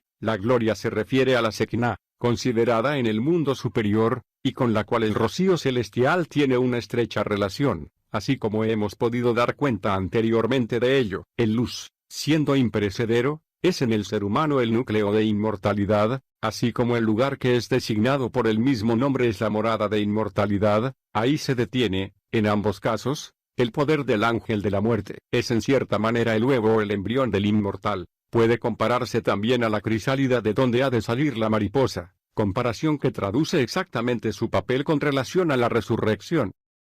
Se sitúa en luz hacia la extremidad inferior de la columna vertebral. Esto puede parecer bastante extraño, pero se aclara por una comparación con lo que la tradición hindú dice de la fuerza llamada Kundalini, que es una forma de Shakti considerada como inmanente al ser humano. Esta fuerza está representada bajo la figura de una serpiente enrollada sobre sí misma en una región del organismo sutil, correspondiendo precisamente también a la extremidad inferior de la columna vertebral. Ocurre así al menos en el hombre corriente, pero, por efecto de prácticas tales como el Hatha Yoga, se despierta, se despliega y se eleva a través de las ruedas, chakras, o lotos, kamalas, que corresponden a los diversos plexos, para alcanzar la región correspondiente al tercer ojo, es decir, al ojo frontal de Shiva. Este estadio representa la restitución del estado primordial, donde recobra el hombre el sentido de la eternidad y, de ese modo obtiene lo que hemos dado en llamar en otro lugar la inmortalidad virtual. Hasta ahí, todavía estamos en el estado humano. En una fase ulterior, la Kundalini alcanza finalmente la corona de la cabeza, y esta última fase hace referencia a la conquista efectiva de los estados superiores del ser. Lo que parece resultar de esta comparación es que la localización de luz en la parte inferior del organismo se refiere solo a la condición de hombre caído, y, para la humanidad terrena vista en su conjunto, ocurre lo mismo con la localización del centro espiritual supremo en el mundo subterráneo. Capítulo 8. El centro supremo oculto durante el Kali Yuga. Agartha, se dice, no fue siempre subterránea, y no lo permanecerá siempre. Vendrá un tiempo en el que, según las palabras transmitidas por Osendowski, los pueblos de Agartha saldrán de sus cavernas y aparecerán sobre la superficie de la tierra. Antes de su desaparición del mundo visible, este centro llevaba otro nombre, pues el de Agartha, que significa inalcanzable o inaccesible, y también inviolable, pues es la morada de la paz, Salem, no habría sido el más conveniente. F. Osendowski precisa que se hizo subterráneo hace más de 6.000 años, y ocurre que esta fecha corresponde, con una muy suficiente aproximación, al comienzo del Kali Yuga, o época negra, la edad de hierro de los antiguos occidentales, el último de los 4 períodos en los cuales se divide el Manvantara, su reaparición debe coincidir con el fin del mismo período. Hemos hablado anteriormente de las alusiones hechas por todas las tradiciones a algo que se haya perdido o escondido, y que se representa bajo diversos símbolos. Esto, cuando se toma en su sentido general, lo que concierne al conjunto de la humanidad terrena, se refiere precisamente a las condiciones del Kali Yuga. El período actual es una fase de oscurantismo y de confusión, sus condiciones son tales que, en tanto que persistan, el conocimiento iniciático debe necesariamente quedar oculto, de ahí el carácter de misterios de la antigüedad llamada histórica, que no se remonta más que hasta el comienzo de este período y de las organizaciones secretas de todos los pueblos, organizaciones que dan una iniciación efectiva allí donde subsiste aún una verdadera doctrina tradicional, pero que no ofrecen más que la sombra cuando el espíritu de la doctrina ha cesado de vivificar a los símbolos que no son más que su representación exterior y ello porque, por razones diversas, todo lazo consciente con el centro espiritual del mundo ha acabado por romperse, lo que es el sentido más particular de la pérdida de la tradición, la que concierne especialmente a tal o cual centro secundario, dejando de estar en relación directa y efectiva con el centro supremo. Se debe pues, como lo decíamos anteriormente, hablar de algo que está oculto más que verdaderamente perdido, ya que no está escondido para todos y que algunos lo poseen aún íntegramente, y, si es así, otros tienen siempre la posibilidad de encontrarlo, siempre que lo busquen como conviene, es decir, que su intención sea dirigida de tal manera que, por las vibraciones armónicas que despierta según la ley de acciones y reacciones concordantes pueda ponerlos en comunicación espiritual efectiva con el Centro Supremo. Esta dirección de la voluntad tiene además, en todas las formas tradicionales, su representación simbólica. Queremos hablar de la orientación ritual. Esta, en efecto, es propiamente la dirección hacia un centro espiritual, que cualquiera que sea, es una imagen del verdadero centro del mundo, pero a medida que se avanza en el Kali Yuga, la unión con este centro, cada vez más cerrado y oculto, se hace más difícil, al mismo tiempo que se hacen más raros los centros secundarios que lo representan exteriormente, y, sin embargo, cuando acabe este período, la tradición deberá manifestarse de nuevo en su integridad, ya que, coincidiendo el comienzo de cada Manvantara con el final del precedente, ello implica necesariamente, para la humanidad terrena, la vuelta al estado primordial. En Europa, todo lazo instituido conscientemente con el centro por medio de organizaciones regulares está roto actualmente, y ello es así desde hace varios siglos. Además, esta ruptura no se realizó de un solo golpe, sino en varias fases sucesivas. La primera de estas fases se remonta al comienzo del siglo XIV. Lo que ya hemos dicho en otro lugar de las órdenes de caballería puede hacer comprender que uno de sus papeles principales era el de asegurar una comunicación entre Oriente y Occidente, comunicación de la que es posible comprender el verdadero alcance si se observa que el centro del que hablamos aquí siempre ha sido descrito, al menos en lo que concierne a los tiempos históricos, como situado del lado de Oriente. Sin embargo, tras la destrucción de la Orden del Temple, el rosacrucianismo, o a lo que se debía dar este nombre por continuidad, siguió asegurando el mismo lazo, aunque de una manera más disimulada. El Renacimiento y la Reforma marcaron una nueva fase crítica y, por último, según lo que parece indicar Saint-Yves, la ruptura completa habría coincidido con los tratados de Westfalia, que en 1648 terminaron con la Guerra de los 30 años. Ahora bien,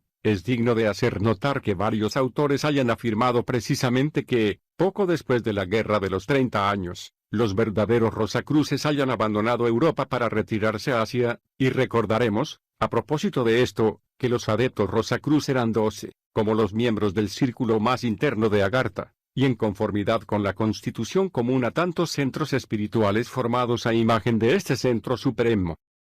A partir de esta última época, el depósito del conocimiento iniciático efectivo no está guardado por ninguna organización occidental. También Swedenborg declara que es de ahora en adelante entre los sabios del Tíbet y de Tartaria donde hay que buscar la palabra perdida, y, por su parte, Anna Caterina Emery tiene la visión de un lugar misterioso que llama la montaña de los profetas, y que la sitúa en las mismas regiones. Añadamos que fue de informaciones fragmentarias que Blavatsky pudo recoger sobre este tema, sin comprender, por otro lado, verdaderamente su significado, de donde nació en ella la idea de la Gran Logia Blanca, que nosotros podríamos llamar no ya una imagen, sino simplemente una caricatura o una parodia imaginaria de Agartha. Capítulo 9. El ónfalos y los betilos. Según lo que relata F. Ossendowski, el rey del mundo apareció antaño varias veces en la India y en Siam bendiciendo al pueblo con una manzana de oro coronada por un cordero, y este detalle alcanza toda su importancia cuando se lo relaciona con lo que Saint Ives dice del ciclo del cordero y del morueco. Por otro lado, y esto es aún más notable, existen en el simbolismo cristiano innumerables representaciones del cordero sobre una montaña donde descienden 4 ríos, que son evidentemente idénticos a los 4 ríos del paraíso terrestre. Ahora bien, hemos dicho que Agartha, anteriormente al comienzo del Kali Yuga, llevaba otro nombre, y este nombre era el de Paradesa, que en sánscrito significa región suprema, lo que se aplica bien al centro espiritual por excelencia, designado también como el corazón del mundo. Es de esta palabra de la que los caldeos han hecho Pardes y los occidentales paraíso o paradis. Tal es el sentido original de esta última palabra, y esto debe terminar de hacer comprender por qué dijimos anteriormente que de lo que se trata es siempre, bajo una forma u otra, lo mismo que el Pardes de la cábala hebraica. Por otro lado, con relación a lo que hemos explicado sobre el simbolismo del polo, es fácil ver también que la montaña del paraíso terrenal es idéntica a la montaña polar de la que se trata, bajo nombres diversos. En casi todas las tradiciones, hemos mencionado ya el Meru de los hindúes y el Alborg de los persas, así como el Mont Salvat de la leyenda occidental del Grial. Citaremos también la montaña de Kaf de los árabes, e incluso el Olimpo de los griegos, que en muchos aspectos tiene el mismo significado. Se trata siempre de una región que, como el paraíso terrenal, se ha vuelto inaccesible a la humanidad ordinaria y se sitúa fuera del alcance de todos los cataclismos que trastornan al mundo humano al final de ciertos períodos cíclicos. Esta región es verdaderamente la región suprema. Por lo demás, según ciertos textos védicos y avésticos, su situación habría sido primitivamente polar, incluso en el sentido literal de esta palabra, y sea lo que fuere de su localización a través de las diferentes fases de la historia de la humanidad terrena, sigue permaneciendo polar en el sentido simbólico, ya que representa esencialmente el eje fijo alrededor del cual se realiza la revolución de todas las cosas. La montaña representa naturalmente el centro del mundo antes del Kali Yuga, o sea, mientras que de algún modo existía abiertamente y aún no estaba subterránea, luego corresponde a lo que podría llamarse su situación normal, fuera del período oscuro establecido. Por otro lado, es preciso añadir que, aparte de estas consideraciones referidas a las leyes cíclicas, los símbolos de la montaña y de la caverna tienen uno y otro su razón de ser, y que hay entre ellos una verdadera complementariedad. Además, la caverna puede enfocarse como situada en el interior de la montaña misma, o inmediatamente por debajo de esta. Hay todavía algunos símbolos que en las tradiciones antiguas representan el centro del mundo. Una de las más notables es tal vez la del ónfalos, que se encuentra igualmente entre casi todos los pueblos. La palabra griega ónfalos significa ombligo, pero designa también, de una manera general, todo lo que es centro, y más especialmente el cubo de una rueda. En sánscrito, la palabra navi tiene igualmente estas acepciones, y ocurre lo mismo en las lenguas célticas y germánicas, derivadas de la misma raíz, donde se encuentra bajo las formas nav y nab. Por otro lado, en galo, la palabra nab o nav, que es evidentemente idéntica a estas últimas, tiene el sentido de jefe y se aplica incluso a Dios. Es pues la idea del principio central la que aquí se expresa. El sentido de cubo de rueda tiene además, a este respecto, una importancia muy particular, ya que la rueda es en todas partes un símbolo del mundo realizando su rotación alrededor de un punto fijo, símbolo que debe relacionarse con el de la esvástica, pero en esta, la circunferencia que representa la manifestación no está trazada, de modo que es el centro mismo el que está designado directamente. La esvástica no es una figura del mundo, sino más bien de la acción del principio con respecto al mundo. El símbolo del ónfalos podía ser emplazado en un lugar que era simplemente el centro de una región determinada, centro espiritual. Por otro lado, más bien que centro geográfico, aunque los dos hayan podido coincidir en ciertos casos, pero si ello es así, es porque tal punto era verdaderamente, para el pueblo que habitaba la región considerada, la imagen visible del centro del mundo. Lo mismo que la tradición propia a este pueblo no era más que una adaptación de la tradición primordial bajo la forma que convenía a su mentalidad y a sus condiciones de existencia. Se conocía sobre todo, por lo común, El ónfalos del templo de Delfos. Este templo era realmente el centro espiritual de la Grecia antigua y, sin insistir en todas las razones que podrían justificar esta aseveración, solamente haremos notar que es allí donde se juntaba, 2 veces al año, el Consejo de los Anfitriones, compuesto por los representantes de todos los pueblos helénicos y que formaban el único lazo efectivo entre estos pueblos, lazo cuya fuerza residía precisamente en su carácter esencialmente tradicional. La representación material del ónfalos será generalmente una piedra sagrada, lo que a menudo se llama un betilo, y esta última palabra no parece ser otra cosa que la hebrea Beitel, casa de Dios, el nombre mismo que Jacob dio al lugar donde el Señor se le había manifestado en un sueño, y Jacob se despertó de su sueño y dijo, «¡Cuán terrible es este lugar!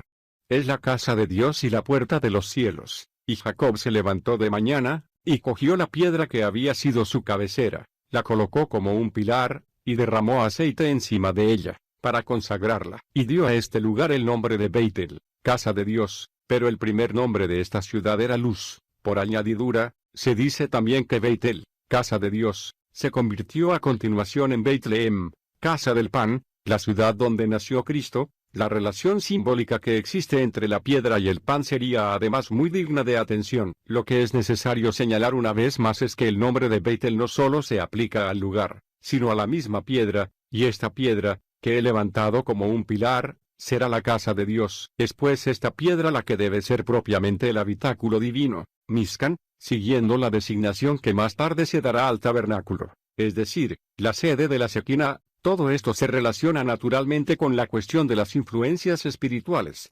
Verakot, y, cuando se habla del culto de las piedras, que fue común a tantos pueblos antiguos, hay que comprender que ese culto no se dirigía a las piedras, sino a la divinidad de la que ellas eran la residencia. La piedra que representaba al ónfalos podía tener la forma de un pilar, como la piedra de Jacob. Es muy probable que entre los pueblos celtas, algunos menires tuvieran este significado, y los oráculos se impartían cerca de estas piedras, como en Delfos, lo que explica fácilmente que desde entonces hayan sido considerados como la morada de la divinidad, la casa de Dios. Además, se identifica muy naturalmente con el centro del mundo. El ónfalos podía también estar representado por una piedra cónica, como la piedra negra de Cibeles, u ovoide. El cono recordaba la montaña sagrada, símbolo del polo o del eje del mundo. En cuanto a la forma ovoide, se refiere directamente a otro símbolo muy importante, el del huevo del mundo. Hay que añadir una vez más que, si el ónfalos estaba representado más habitualmente por una piedra,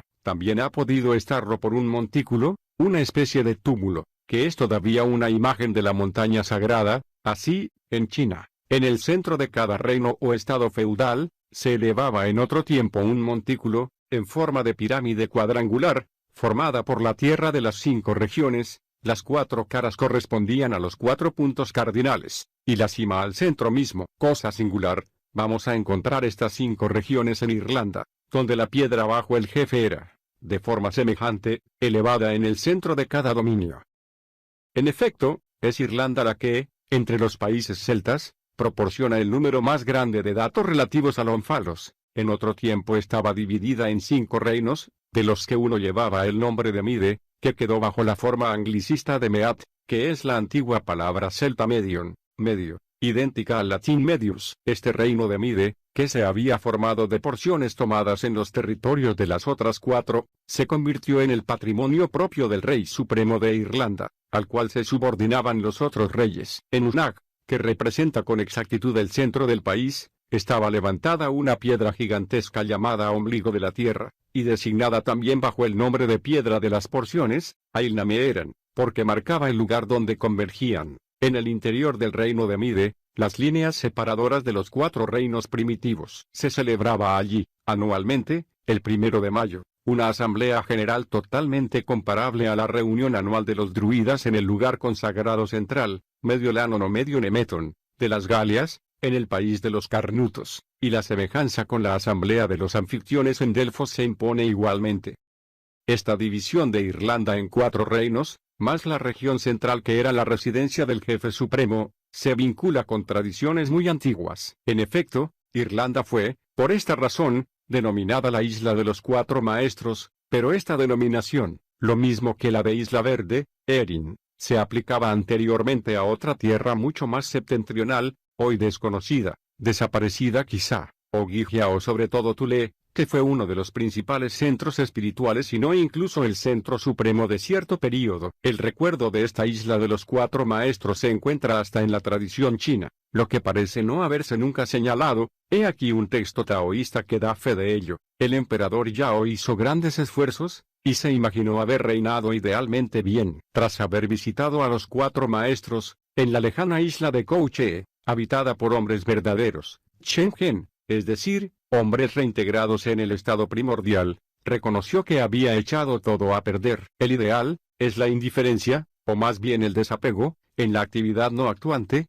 del superhombre, que deja girar la rueda cósmica. Por otro lado, los cuatro maestros se identifican a los cuatro maharajas o grandes reyes que, según las tradiciones de la India y del Tíbet, presiden los cuatro puntos cardinales. Ellos corresponden al mismo tiempo a los elementos. El maestro supremo, el quinto, que reside en el centro, sobre la montaña sagrada, representa entonces al éter, Akasa, la quinta esencia, de los hermetistas, de cuyo elemento primordial proceden los otros cuatro, y tradiciones análogas se encuentran también en América Central. Capítulo 10. Nombres y representaciones simbólicas de los centros espirituales. Podríamos citar una vez más, en lo que concierne a la región suprema, muchas otras tradiciones concordantes, hay especialmente, para designarla. Otro nombre probablemente más antiguo aunque el de Paradesa, este nombre es el de Tula, del que los griegos hicieron Thule, y, como acabamos de comentar, esta Thule era verosímilmente idéntica a la isla de los cuatro maestros. Hay que advertir, además, que el mismo nombre de Tula se ha dado a regiones muy diversas, ya que, todavía hoy, se le puede encontrar tanto en Rusia como en América Central. Sin duda debemos pensar que cada una de estas regiones fue, en una época más o menos lejana, la sede de un poder espiritual que era como una emanación del de la Tula primordial. Se sabe que la Tula mexicana debe su origen a los toltecas. Estos, se dice, venían de Aztlán, la tierra en medio de las aguas que, evidentemente, no es otra que la Atlántida, y habían llevado este nombre de Tula desde su país de origen. El centro al cual se lo dieron debió reemplazar probablemente, en cierta medida, al del continente desaparecido. Pero por otro lado, hay que distinguir la Tula Atlante de la Tula Hiperbórea, y es esta última la que, en realidad, representa el centro primero y supremo para el conjunto del Manvantara actual. Es ella la que fue la isla sagrada por excelencia, y, así como lo dijimos anteriormente, su situación era literalmente polar en su origen. Todas las demás islas sagradas que se designan en todas partes con nombres de significados idénticos no fueron más que imágenes de esta. Y esto se aplica incluso al centro espiritual de la tradición atlante, que no rigió más que un ciclo histórico secundario subordinado al Manvantara. La palabra Tula, en sánscrito, significa balanza, y designa particularmente el signo zodiacal de este nombre, pero, según una tradición china, la balanza celeste ha sido primitivamente la osa mayor. Esta observación es de la mayor importancia, pues el simbolismo que se vincula con la osa mayor está ligado naturalmente de la forma más estrecha con el del polo. No podemos extendernos aquí sobre esta cuestión, que demandaría ser tratada en un estudio especial. Habría que examinar también la relación que puede existir entre la balanza polar y la balanza zodiacal. Esta es además considerada como el signo del juicio, y lo que hemos dicho anteriormente de la balanza como atributo de la justicia, a propósito de Melquisedec, puede hacer comprender que su nombre haya designado al centro espiritual supremo. Tula es además denominada la Isla Blanca, y hemos dicho que este color es el que representa la autoridad espiritual. En las tradiciones americanas, Aztlán tiene por símbolo una montaña blanca, pero esta figuración se aplica ante todo a la Tula hiperbórea y a la montaña polar. En la India, la Isla Blanca, Suetadwipa, que se sitúa generalmente en las regiones lejanas del norte, es considerada como la morada de los bienaventurados, lo que la identifica claramente con la tierra de los vivientes. Hay, sin embargo, una excepción aparente. Las tradiciones célticas hablan sobre todo de la Isla Verde como si fuera la isla de los santos o la isla de los bienaventurados, pero en el centro de esta isla se levanta la montaña blanca, que no ha sido sumergida, se dice, por ningún diluvio, y cuya cima es del mismo color púrpura. Esta montaña del sol, así es como se la llama igualmente, es lo mismo que el Meru, que es también la montaña blanca, está rodeado por un cinturón verde por estar situado en medio del mar, y en su cumbre brilla el triángulo de luz. A la designación de centros espirituales como la Isla Blanca, designación que, lo recordamos otra vez, ha podido aplicarse igual que las otras a centros secundarios, y no únicamente al centro supremo, al cual correspondería en primer lugar. Hay que relacionar los nombres de lugares, regiones o ciudades, que expresen igualmente la idea de blancura. Existen un gran número de ellas desde Albión hasta Albania, pasando por Alba Longa, la ciudad madre de Roma, y las otras ciudades antiguas que han podido llevar el mismo nombre. Entre los griegos, el nombre de la ciudad de Argos tiene el mismo significado, y la razón de este hecho aparecerá más claramente por lo que vamos a decir en adelante. Hay que hacer todavía una observación sobre la representación de este centro espiritual como isla, que comprende además a la montaña sagrada, pues al mismo tiempo que tal localización ha podido existir efectivamente, aunque no todas las tierras santas sean islas, debe tener también un significado simbólico. Los hechos históricos mismos, y sobre todo los de la historia sagrada, traducen a su manera verdades de orden superior, en razón de la ley de correspondencia que es el fundamento mismo del simbolismo, y que une a todos los mundos en la armonía total y universal. La idea que evoca la representación de la que se trata esencialmente es la de estabilidad, que precisamente hemos mostrado como la característica del polo. La isla permanece inmutable en medio de la agitación incesante de las mareas, que es una imagen de la del mundo exterior, y es preciso haber atravesado el mar de las pasiones para llegar al monte de la salvación, al santuario de la paz. Capítulo 11. Localización de los centros espirituales.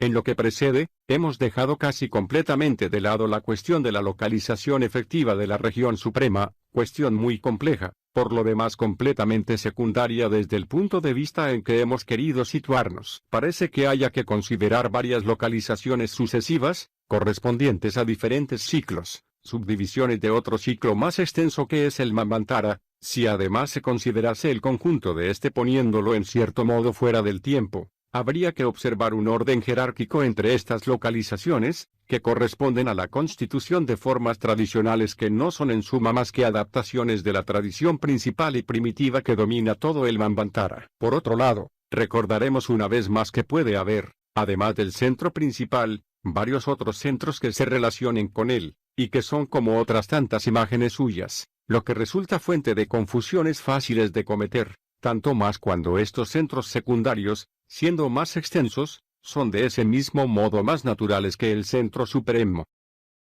Sobre este último punto hemos hecho notar ya en particular la similitud del Lhasa, centro del lamaísmo, con el Agartha. Añadiremos ahora que, incluso en Occidente, se conocen todavía cuando menos dos ciudades cuya misma disposición topográfica presenta particularidades que, en su origen, tuvieron una razón de ser parecida, Roma y Jerusalén, y hemos visto anteriormente que esta última era efectivamente una imagen visible de la misteriosa Salem de Melquisedec. Había en efecto, en la antigüedad, como ya lo habíamos indicado anteriormente, lo que podría llamarse una geografía sagrada, o sacerdotal, y la posición de las ciudades y templos no era arbitraria, sino determinada según leyes muy precisas. Se puede presentir por ahí los lazos que unían al arte sacerdotal y al arte real con el de los constructores, así como las razones por las cuales las antiguas corporaciones estaban en posesión de una verdadera tradición iniciática. Además, entre la fundación de una ciudad y la construcción de una doctrina, o de una nueva forma tradicional,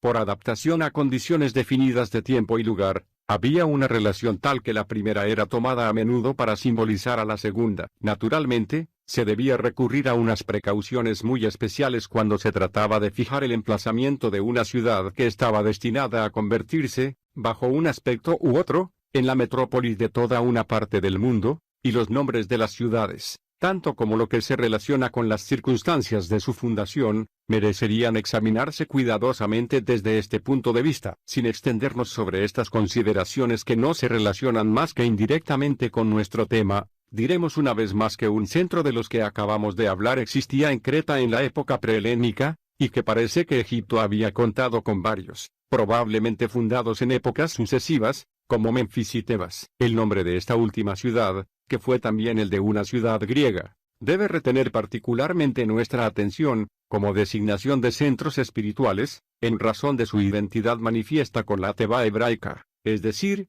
del arca del diluvio. Esta es también una representación del centro supremo, considerado especialmente, en tanto que asegura la conservación de la tradición, en el estado de envoltura en cierto modo dentro del período transitorio que es como un intervalo entre dos ciclos y que está marcado por un cataclismo cósmico destruyendo el estado anterior del mundo para hacer sitio a un nuevo estado. El papel del Noé bíblico es similar al que juega en la tradición hindú Satyavrata, que enseguida se convierte, bajo el nombre Vaivasvata, en el Manú actual, pero hay que señalar que, mientras esta última tradición se refiere así al comienzo del presente Manvantara, el diluvio bíblico marca solamente el comienzo de otro ciclo más restringido, comprendido dentro de este mismo Manvantara. No se trata del mismo acontecimiento, sino solamente de dos acontecimientos análogos entre ellos. Lo que es muy digno de mencionarse aquí es la relación que existe entre el simbolismo del arca y el del arco iris, relación que está sugerida, en el texto bíblico, por la aparición de este último después del diluvio, como signo de alianza entre Dios y las criaturas terrestres. El arca, durante el cataclismo, flota sobre el océano de las aguas inferiores, el arco iris,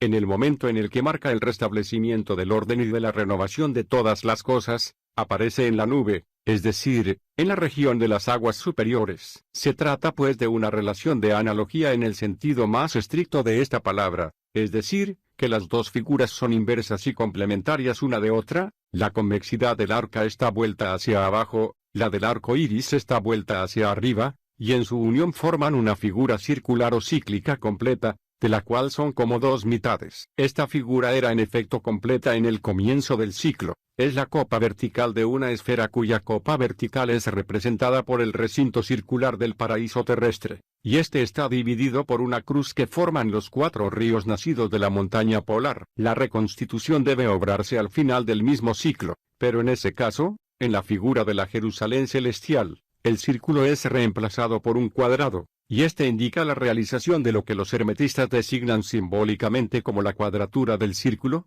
la esfera, que representa el desarrollo de las posibilidades por la expansión del punto primordial y central, se transforma en un cubo cuando este desarrollo está acabado y el equilibrio final es alcanzado para el ciclo considerado. Capítulo 12. Algunas conclusiones. Del testimonio concordante de todas las tradiciones se desprende claramente una conclusión, la afirmación de que existe una tierra santa por excelencia, prototipo de las demás tierras santas, centro espiritual al cual los demás centros están subordinados. La tierra santa es también la tierra de los santos, la tierra de los bienaventurados, la tierra de los vivientes, la tierra de la inmortalidad. Todas estas expresiones son equivalentes, y hay que añadirle aún la de tierra pura, que Platón aplica precisamente a la estancia de los bienaventurados. Se sitúa habitualmente esta morada en un mundo invisible, pero, si se quiere entender de lo que se trata, no hay que olvidar que es lo mismo que las jerarquías espirituales de las que también hablan las tradiciones y que representan en realidad grados de iniciación. En el período actual de nuestro ciclo terrestre, es decir, en el Kali Yuga, esta tierra santa defendida por guardianes que la ocultan a miradas profanas asegurando, sin embargo, ciertas relaciones exteriores, en efecto, es invisible, inaccesible, pero solo para quienes no poseen las cualidades requeridas para entrar allí. Ahora, su localización en una región determinada debe verse como literalmente efectiva, o solo como simbólica, o, ¿es a la vez una y otra? A esta cuestión responderemos simplemente que, para nosotros, los hechos geográficos mismos, y también los históricos, tienen, como los demás, un valor simbólico, que además, evidentemente, no les quita nada de su realidad propia en tanto que hechos, pero que les confiere, además de esta realidad inmediata, un significado superior. No pretendemos haber dicho todo lo que se tenía que decir sobre el tema al cual se refiere el presente estudio, lejos de ello, y las comparaciones mismas que hemos establecido podrán con seguridad sugerir muchas otras, pero, a pesar de todo, ciertamente hemos dicho mucho más de lo que se ha mencionado hasta ahora, y algunos estarán tentados de reprochárnoslo. Sin embargo, no pensamos que esto sea demasiado. Incluso estamos persuadidos de que no hay nada en ello que no deba decirse, aunque estemos menos dispuestos que cualquiera a contestar que se dé pie a considerar un problema de oportunidad cuando se trata de explicar públicamente algunas cosas de carácter algo desacostumbrado. Sobre este problema de oportunidad, podemos limitarnos a una breve observación, y es que, en las circunstancias en medio de las que vivimos actualmente, los acontecimientos se desarrollan con tal rapidez que muchas cosas cuyas razones no aparecen todavía inmediatamente, podrían encontrar, y mucho más pronto de lo que se estaría tentado a creer, aplicaciones bastante imprevistas, si es que no enteramente imprevisibles. Queremos abstenernos de todo lo que, de cerca o de lejos, pareciesen profecías, pero, sin embargo, tenemos que citar aquí, para terminar, esta frase de Joseph de Maistre, que es aún más verdad hoy que hace un siglo. Hemos de estar preparados para un acontecimiento inmenso en el orden divino, hacia el cual marchamos a una velocidad acelerada que debe de llamar la atención de todos los observadores. Terribles oráculos anuncian ya que los tiempos se han cumplido,